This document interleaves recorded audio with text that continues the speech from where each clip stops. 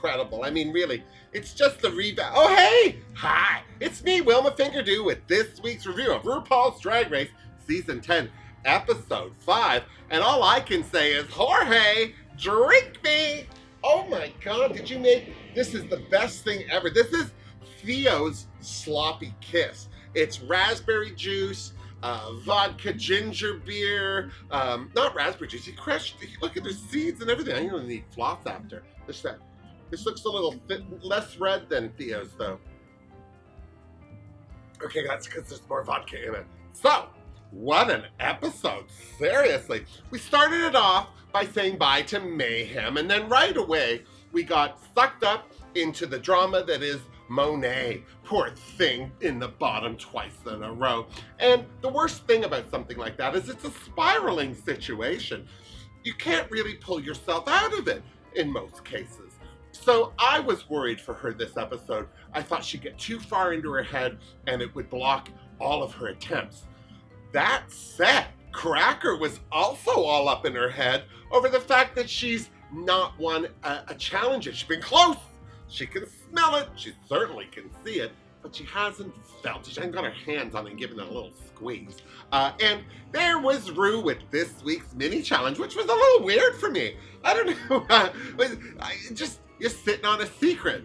Well, it was no secret. Some of those girls are very in touch with their posterior region. I can't believe that Asia knew that was a fax machine. First of all, you gotta be old enough to know what a fax machine is, let's be serious. Of course, the skinny bitch, Aquaria, knew it was an eggplant. I was a little surprised that Monet thought it was an avocado. Because seriously, how big are her avocados? Just asking. I was a little surprised, but not shocked, that one of the items was a traffic cone. I'm also surprised that it seemed the only girl who really knew what it was the vixen.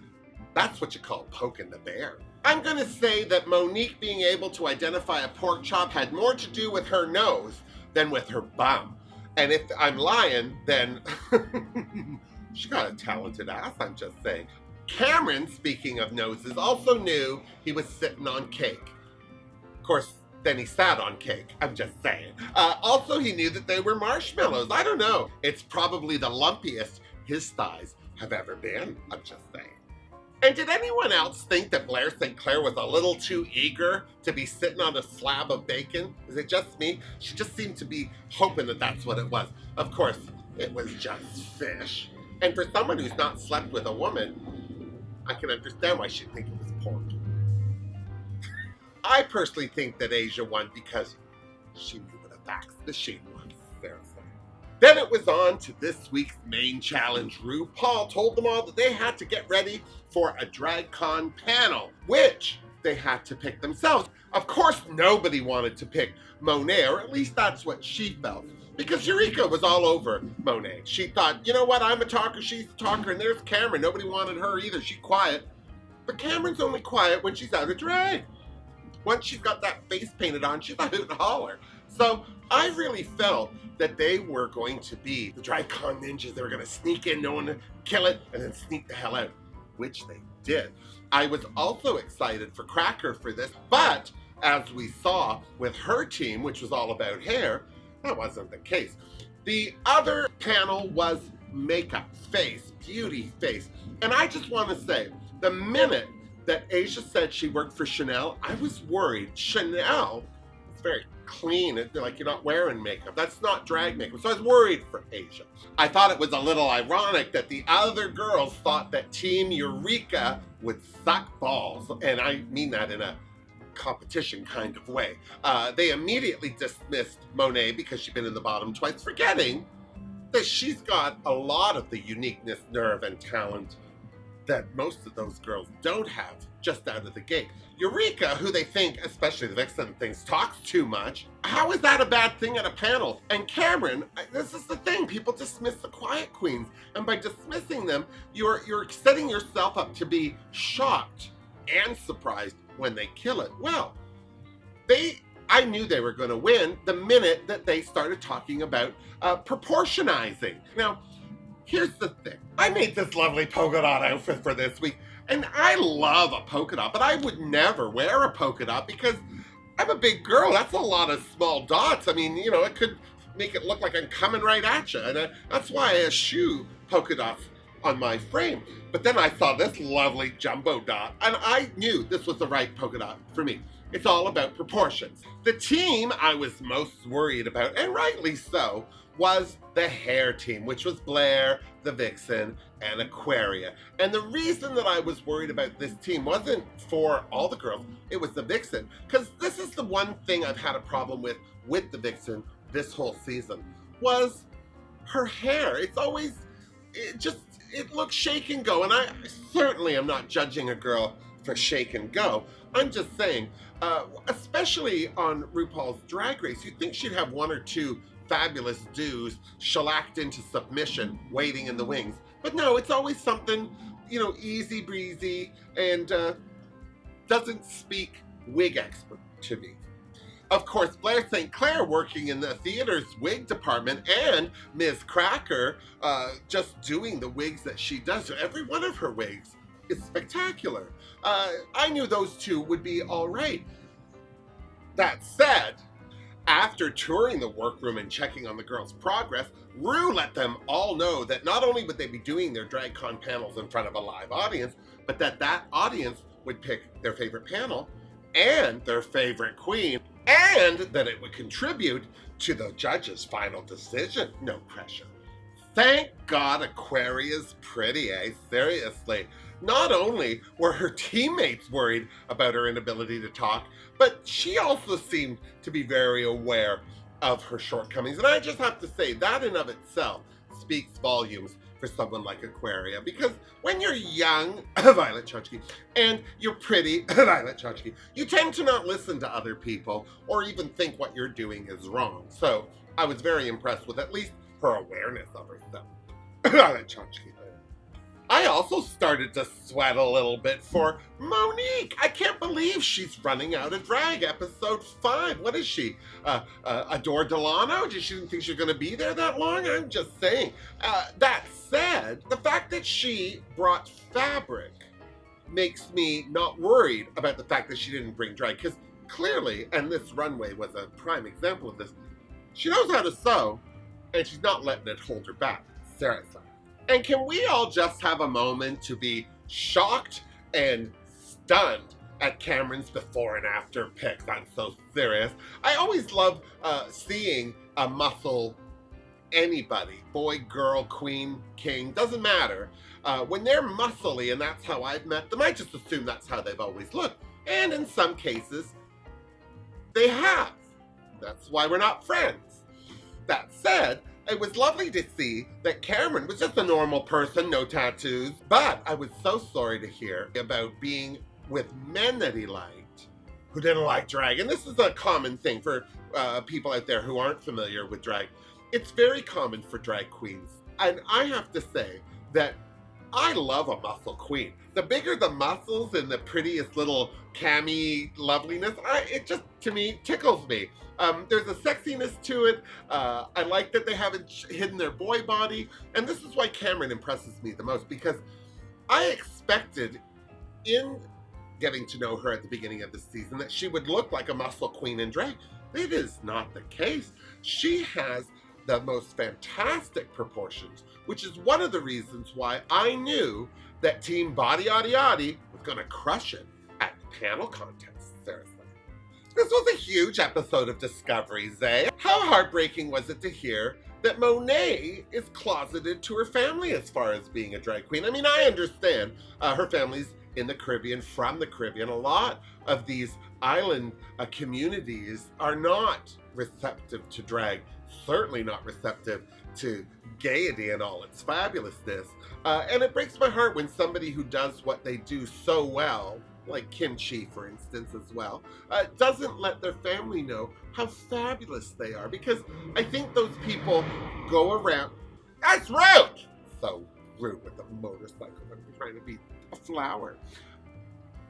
It's so hard for me to see somebody like Kimchi, Monet, any of these fabulous people not share that fabulousness with their family, because I feel like they often then skulk around in their boy clothes, not being happy, and their family thinks that they're sad and odd, when in fact, they're glittering divas, just saying. But there was no time to linger over Monet's trials and tribulations because it was on to the runway and the DragCon panels. Now, right away, as expected, Body Yaddy Yaddy killed it. They had their catchphrase, proportionizing. They were all chatty Cathys. And even Cameron was not only animated, very insightful. She had something to say. She was charming. And I really love that they brought Bryce in for each of the panels so that each panel could do a demonstration with him. It was so fabulous to see Monet being her delicious self. The girl I fell in love with when I started researching who she was. She was fun, she was off the cuff. Eureka as the moderator, is that the right word? Moderator? Moderator. I'm having too many of these, is all I think. And Eureka as the moderator was genius because to keep someone like Monet corralled, you need somebody who's bigger than that. And I mean on a personality level. And Eureka certainly was that. I also want to say this. They were 3 different body shapes. There was a girl with junk in the trunk. There was a girl with no junk anywhere and lots of muscles. And there was Eureka. And I'm just going to say, there are those girls in the world all over the place. There are muscle Marys who want to try drag. There are big girls who want to try drag. And I have to say, when I started to do drag, I didn't want padding on me either. I'm already a moose. I don't need to be a moose in heat. I'm just saying. But that said, you want a small waist. You want to have your proportions. So to have each of those girls share those secrets and tips, I think was great. And then to apply them to Bryce and see the change immediately was fabulous. I was also mildly surprised at the makeup group, only because I thought Aquaria would just crash and burn, but she absolutely didn't. The only thing I think that was a little confusing in their team was when Asia and Aquaria started doing demonstrations. Asia was doing her eyelashes, and she had great points, and she was making good tips for the audience, but there was Aquaria also doing a glittery lip. Now, in concept at the beginning, I thought that was very smart because here's Asia talking and then she's starting to glue. Nothing to say when you're waiting for your glue to dry. Same with Aquarius. She started talking and then she had that downtime of waiting for stuff to happen. So they picked it up. But it became distracting for me. Thank God that Monique was their moderator because I thought she did a great job. This is somebody who is lippy and has something to say and never at a loss for words. And I like her catchphrase, the ooh-ah-ah sensation. And this time, I feel that Monique was. Of course, Team Hair chewed it like a dirty child in a romper. It wasn't good. There was drool, there were tears. I was shocked at how viciously shady Cracker was out of the gate. I wasn't surprised that the Vixen, she seems to be a step away from shade at the best of times. But it felt bad for me that Blair St. Clair got lost in the sauce. Even when she said a little joke of her own, which most of them were adorable. But then she seemed to feel like it hadn't landed, and then she reacted to it, and you could see that. And just I'm saying, as somebody who performs in front of live audiences, you can't let them see you sweat. Seriously. And then it was on to the runway for their Hat's incredible looks. Now, the girls walked down the runway, and I'm just going to say, I don't think anyone looked bad. There were outfits that I thought weren't as good as others, but in general, I was very impressed. I'm going to say that Eureka's hat didn't impress me as much as it did with the whole outfit. That houndstooth onesie with the attached glove, I love that. The cape was gorgeous. She looked great.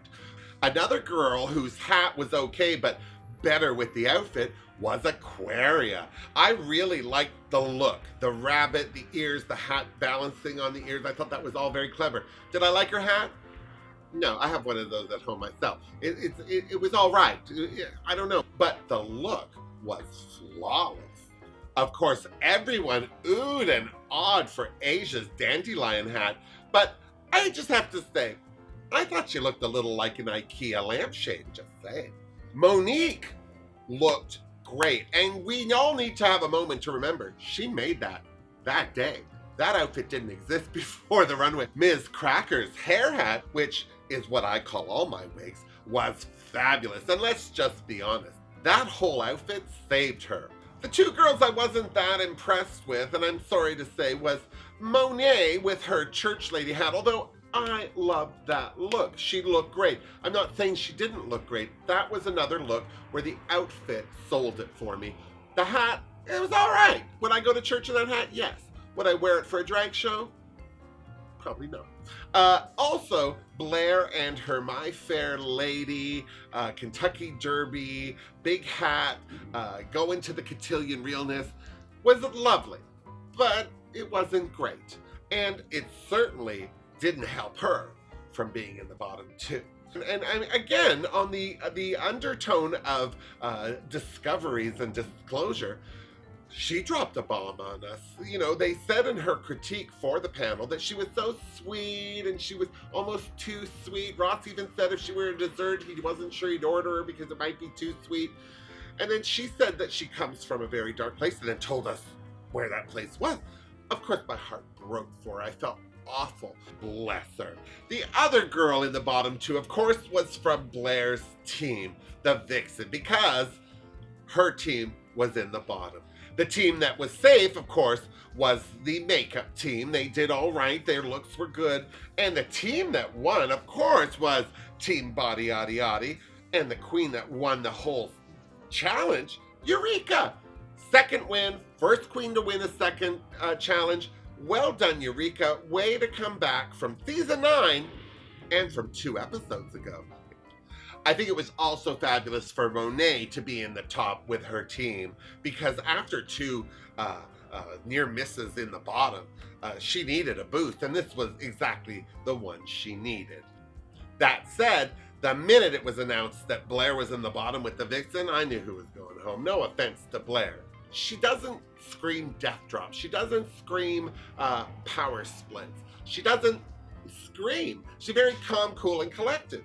But then it was Diana Ross's I'm Coming Out. And I thought, well, maybe she got a chance, because that's not necessarily a song for a lot of death drops and power splits, or so I thought, because the Vixen, she was all over that stage. She was rolling around. She got rid of her hat because it was blocking her face, thanks to Michelle pointing it out. I do want to say, regardless of what Michelle said about her hat, I thought that was the best the Vixen looks this whole season. I'm also glad that Ruth said she often looks sloppy, incomplete, because that's true as well.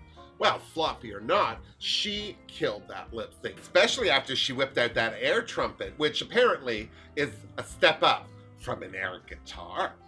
So, there you have it. Blair St. Clair sashayed and the Vixen stayed to get poked another day. There's only 8 girls left, and next week is the Snatch Game. I'm so excited. But who do you think's the next on the bubble? It could be anybody right now, because now they've all been in the top and the bottom. Eureka's certainly on an upswing, so I hope she doesn't stumble at all during the Snatch Game. Of course, I'm so excited to see who's doing who and what's happening to where, because it's my favorite challenge. So, just like me, you're going to have to tune in next week to see how it all plays out and who ends up in the bottom. Fingers crossed for Monet, because I don't think she could survive a 3rd time in, even with a good week like this. So, don't forget to like my video, don't forget to subscribe, and don't forget to check out my stand-up. I've actually got a link here for you, because some of you asked. Until next week, miss me! Mwah! Seriously, Hornet, this sloppy. Kiss me.